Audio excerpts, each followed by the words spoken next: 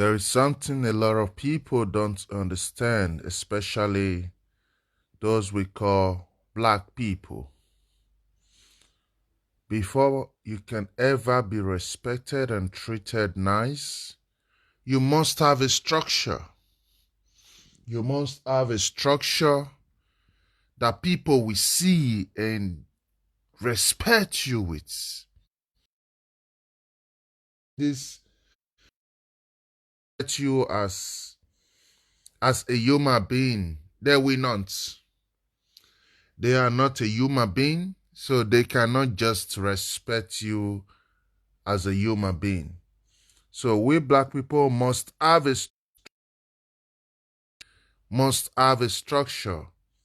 Some few years ago, I think like 4 years ago, Farrakhan came up with something very beautiful and amazing. I was expecting all black Americans to embrace it, to buy it, but they never care. They never really care. When your brothers keep coming up with a solution, you have to show interest. Subscribe to everything Farrakhan teach. I personally don't subscribe to the Islam and all those stuff. But when you have the structure, you need to follow that structure. Or Farrakhan said justice or else. But you all were laughing. You all never took him serious. It was justice or else. I'm just trying to play like a preview of what I'm talking about. This Because Jameer Pond for Hot97.com and WBLS.com. I really appreciate his work, We're here you live know. from Washington, D.C. Justice or else. It's Justice or else, the 20-year anniversary of the Million Man March. We are here in D.C. just engulfed by beautiful people for one common cause, to get justice.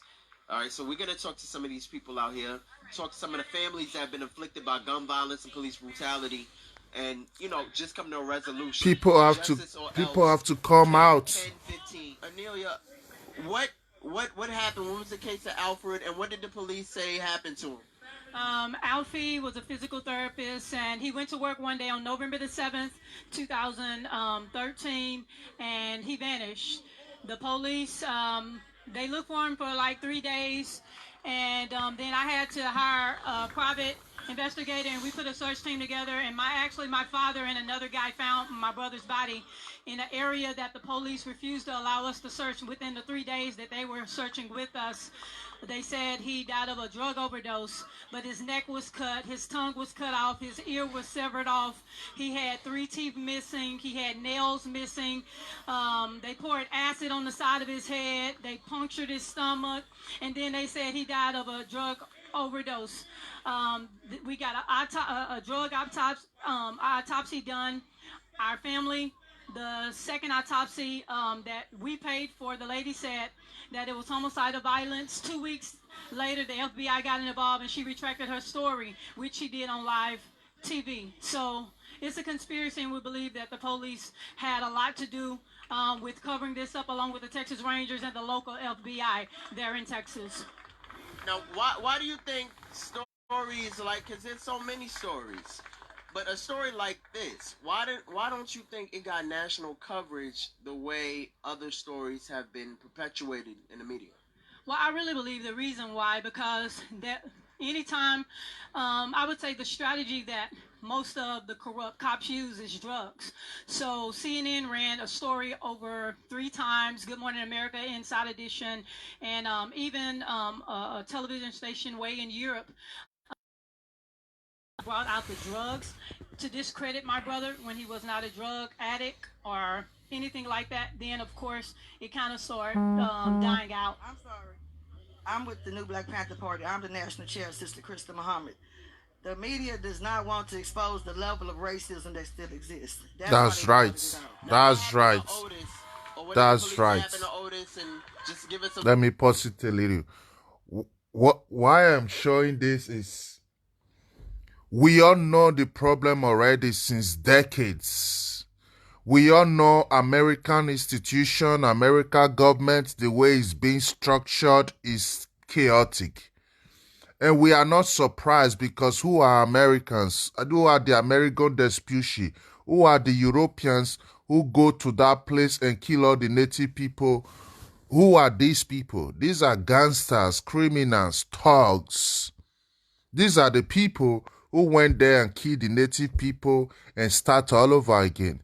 Yes, we know we have a new generation now, but the fact remains that the system is being inherited even by the new generation. So if they want to be a change, they have to be a complete change and a complete transformation of the system. But for those who are blacks, if you want to be respected, you need to have a stand. Don't come out now on the street and march and say you need justice for George Floyd.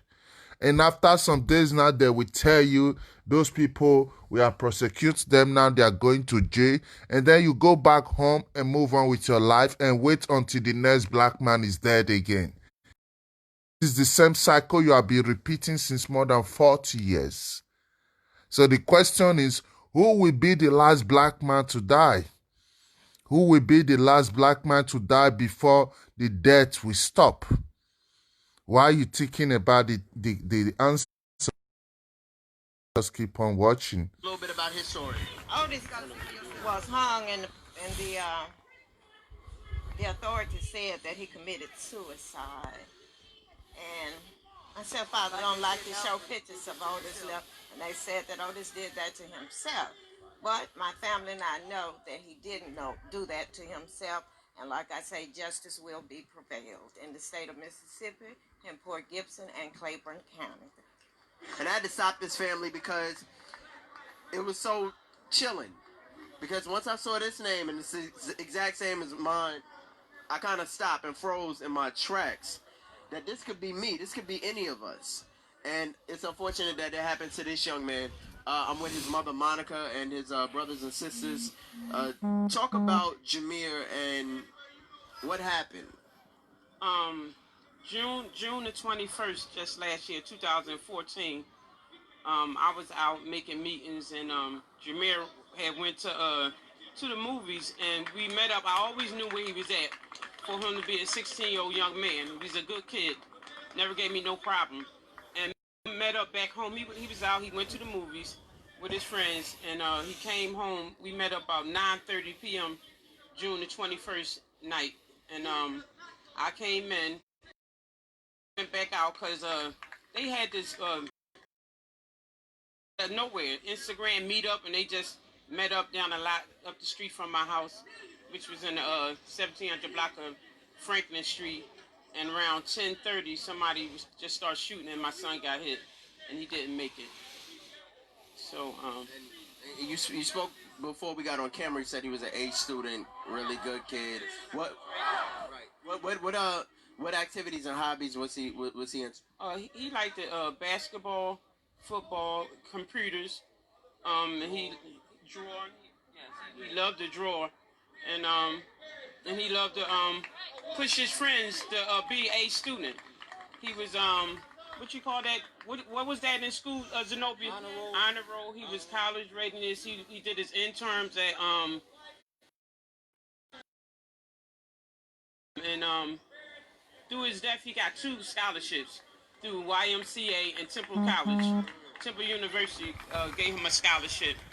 You know, because I used to work with clients that son had went to Temple University, so they set up a scholarship. But yeah, he would be missed. He's a like, look at him. It wasn't the time he always smiled. Look at all his pictures. Smile. I thank you for telling your story, and even though we can't bring your son back, Your memory too. absolutely. It's amazing. Same name. Yes. And you said before we got on, you said his spirit brought me over here, and I truly believe that. Yeah, I do too. I know. I believe it. It did. Yep. God bless He you. was an angel. Thank you for that. Thank Oh my you. God, I can't believe I it. know, Thank you, right? God. No. No one is ever going to respect you. No one is ever going to take you serious. In a world which is full of normal people, that should not be a problem. But in this case, you are not living with normal people. There are beasts and strange creatures that have taken the form or the shape of humans. So these are not normal people again. So because we are living in reality that is not full of normal people, we must come together. We must come together. When Farrakhan set up, I was expecting all our African Americans to stand by that. I was expecting all of them to stand and unite for one voice. Because without one voice, one word, nobody ever going to take you serious. Nobody ever going to respect you. Today, people respect the Jewish community because of how organized and serious they are. They don't joke. And that's how that's the only way. That's how it's going to be. Yes, there is humanity, but you have to also know you have to you have to protect yourself and unite yourself. You cannot just think, we are in the world, God, God, God. No, those things are lies. They don't play by those rules. So for as long as you are keep playing by those rules, you are just the one losing because they don't follow the rules. They don't even understand. They don't care. They don't want to learn. Have you ever seen any European country or American official apology to Africa for using them as slaves? No, because it is not done like that. If they apologize for using you as slave, that means they have to pay you. So they don't have to apologize. It's now up to you to make them come to their knees and apologize. That's not up to you. That's how the universe also functions. So Africans, Americans, you have to put yourself together and build on a plan. There must be one plan. Like what Nation of Islam did, Justice or Else. You can build on something like that. Start by boycotting these people who don't respect you. Stop buying Timberlands. Stop patronizing Nike. Using these companies who don't care about you. Chase them out of your neighborhood. Fool and wise. If you go around now, burn things down, guess what? You will be the one to suffer later. Because those shops in your neighborhood belongs to black-owned people. Those shops they are burning down belongs to same brothers and sisters. So they will burn it down and you will just be more and more poor. You gotta be wise and smart. This story made national news. Kendrick Johnson, and we're here with his parents on his birthday. And I just wanted to get a quick interview with you guys. You guys were leaving, but being here today, what does it signify for you guys? And what are you guys thinking with support all around you? And what kind of justice do you hope to obtain for Kendrick's life? It's emotional. Wishing I was home with my family, but this is my extended family, and the support here is phenomenal. You know, we know that Kendrick's life matter. They're making everybody see that not just one life matter, not just Kendrick's life, everybody's life that's been taken. It matters, and that we're here to stand together, and we're letting them know that we're taking it back. Everything that they think they don't stole from us, that's theirs. It's not. It's ours, and we're here to take it back. Yes, you sir. The support here is wonderful. We just wanted to come celebrate Kendrick's birthdays here. We had a birthday celebration at home, but we postponed it just to come celebrate today for everybody, and not just Kendrick. I know you guys have been talking with other families and speaking about, supporting. What has been the general message that you were giving to other families and them giving to you? The ones ones that think their song life didn't matter, we're letting everybody know that united we can stand, and divided we won't always fall. We together as a group stand. We hold each other up, we love on each other, and let them know that your kid means no more than my kid. I thank you guys. I know you guys are running. It's just a pleasure to meet you. And we are here all the way from New York praying for you guys, and we're with you. God bless you. God bless you, sir. Brothers and sisters of Rose and Ferguson, you didn't have any money. Huh? You had a principle.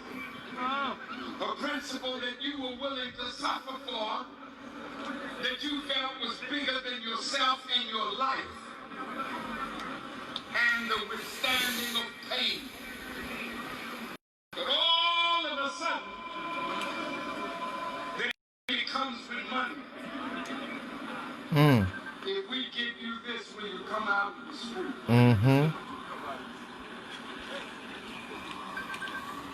And some of us, we're all poor. But some of us see that as an opportunity. So the movement begins to die. The moment those who lead the movement take money as a bribe to stop hurting a force. Same problem. Black man being the problem of a black man. Demand for justice demands integrity. Demand for justice demands selflessness. That's my motto. Demand for justice is bigger than all our lives. So the demand for justice must give us the will to wish to sacrifice our life, because the many are greater than the one. That's right. That's We wanna right. thank everybody that we spoke to. That's man. so right. To demand for justice, you must be ready to be selfless. This is one of the reasons why I like it. Sometimes he give you the truth so raw. I don't subscribe with his own ideology, but his words, I love his words. Because why? You can never demand for justice as a seasonal thing. Now it's Floyd. George Floyd is killed. Now you are in the streets, you are shouting. And tomorrow, what do? You go back home, you go back to your same slave job, you go back to your same structured, illusional society, and the same routine keep on going until they kill another one again. They will kill another one again. Then you will all run again to the streets and start shouting again and burning down things. Then you and wait for another one to also be killed. So the question is, who will be the last black man to be killed? Who will be the last black man to be killed before you know that this is the last one? For how long will you keep on marching? Now they are even hacking your march. Now you are out there marching, and people are profiting from your anger now. People are using your anger now.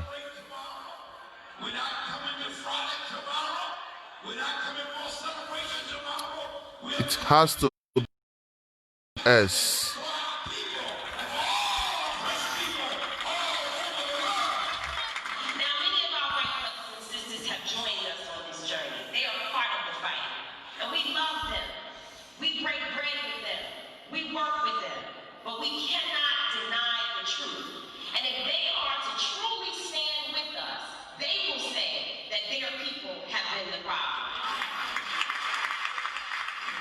It's not only Trayvon Martin's mother, but Javaris Fulton's mother as well. And so I fight for your boys, but I'm still fighting for my son. And he just turned 25. Birthday is Monday.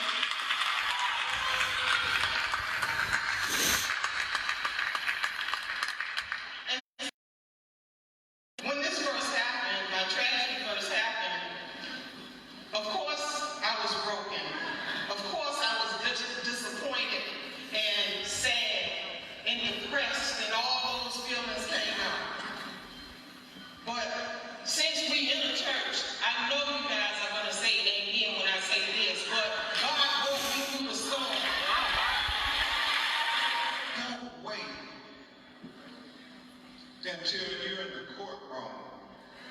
And you're dependent on the prosecutor to give you justice.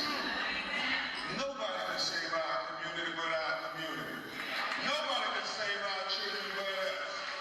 We just had an amazing service the Friday before the march. I'm here with Linda Sarso, who was amazing in her speech for fighting for equality for not only African Americans but Palestinian Americans, and you know what, just people of all walks and kinds. I just wanted to grab you real quick because you inspired me so much, because it just shows how much work we still have to go. Because you are both going through the same problem. You are the Palestine in America. And I'm here because I believe that the liberation of all people goes back to the liberation of black people. So when we get black people liberated, we're going to get everybody. So that's the solution for me and all the work that I do around social justice. Is I believe fundamentally in black liberation. That's right. What you said is so key, because it can't be Black Lives just saying Black Lives Matter. And I think some people get that misconstrued, like it has to just be a black issue, but this is a human rights issue. And the fact that you're here fighting with us is totally amazing.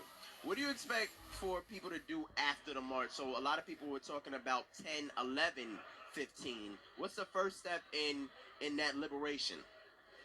I mean, the work starts on October 11th, and what that is going back into our communities and waking up the sleeping giant. Our people are sleeping, and if we think about 20 years from now, this country is going to be a majority minority country, and just because we're a majority don't mean we got the majority power. We got to start building power in our community. We have the power, the economic power, we got the people power. That's right. To go in the community and activate that power. What we just saw from Malik Thomas was... That's exactly how it is. Malik, I thank you for and this being is here. what they are scared of. They know in 50 years you are the owner of America. To kill you, they have to destroy you, they have to make sure you don't grow. And to stand up and become somebody who is a pivotal point in this Joshua generation that you spoke about. It started in 2004 when I failed the 10th grade. I was in my second year, 10th grade, almost failed the second year. But then one day I was suspended from class, and I ended up actually watching a movie called Head of State with Chris Rock, and I listened to his critique on society in such a fresh and almost preacher-like way. It created in me a fire to want to end corruption and use my voice, the voice that God had given me, to speak out for those who couldn't speak out for themselves. Which is, and that's funny because that's such an underrated movie and people kind of overlook it, but you know, it some jewels that were dropped that you clearly took and inserted them in your life and thought that was really important. Justice or else, when we talk about that, or else, a lot of people said or else. What does or else mean to you? Or else means that we're going to divest our funds from companies that don't support. Or else means that we're not going to spend billions and billions of dollars. But they are not making listening. People rich on Christmas and Thanksgiving, and getting back to the basics. That justice is more important. Is more important than tangible things, but it's the essential thing that we desire and what we need. That's powerful. But the problem is African American is not united, so they cannot make a decision together. And that's why these people still feel powerful. You got religion, you got a lot of bullshit that divide these people.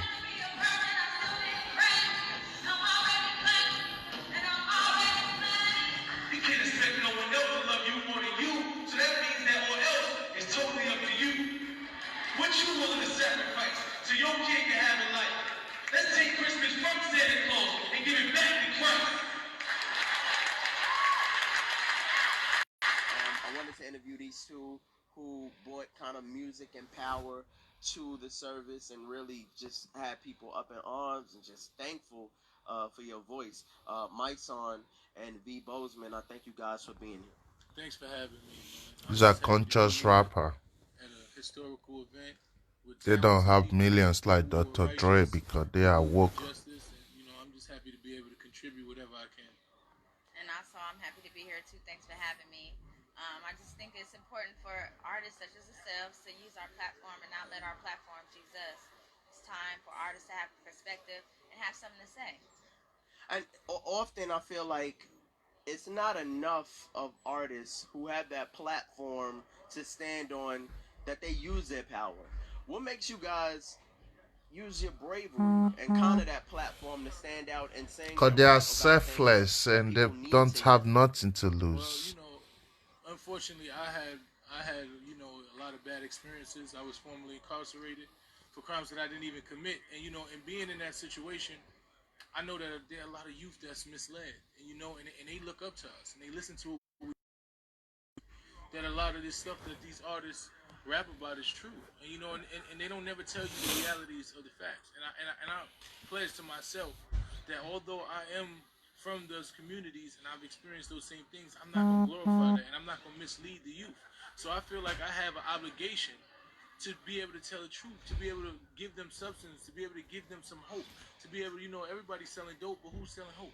Mm. And that's what I Everybody's want to sell. selling I want to dope, sell hope. but I who want is to sell selling hope? the pitfalls and try to tell you to get There's away no from more that. There's heroes. other alternatives and there's things that The we heroes other have things that we extra can do pounds with now. our talents, with our lives. Yeah, just what the brother said. I was deep. Everybody I'm dope. LA. Nobody's selling hope. I was black before I was an entertainer. So if God chooses me to have a gift, I'm supposed to give that gift back. What am I here for if I don't use it to the best of my capabilities? I'm tired too. And I want to see a change. And I think that this generation, like the Elijah Muhammad Farrakhan, that this is the generation that is going to change. We're the ones that are fearless. And I think that it's a vibration happening. 20 years later, it's a vibration. Because young people The vibration is not high enough. We need to boost it now. as entertainers, There's so many people are not getting it. and we want change, and we're willing to go there to get the change. That's so wonderful. You have to get a change. You have to go for it. You have to take your freedom. There's nowhere in the history of man where an oppressor will just wake up and say, you know what, you are free, go. It's your duty. You must ask for it. You must fight for it. You must go for it. You can't just wait and stay and think they will just give it to you. It doesn't work like that. In fact, the universe is not even structured like that. But many of you think it's like that because they told you about God. They told you about God and they told you God is the one fighting. That was a lie. No, God is fighting for you.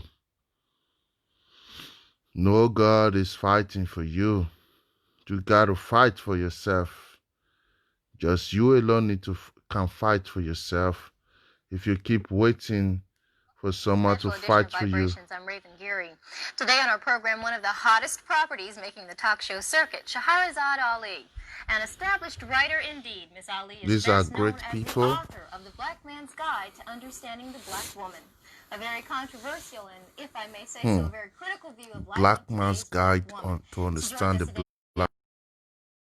Welcome today to Vibrations. Well, thank you, Raven, for inviting me. Basically, it's your premise that the black woman is out of sync with the natural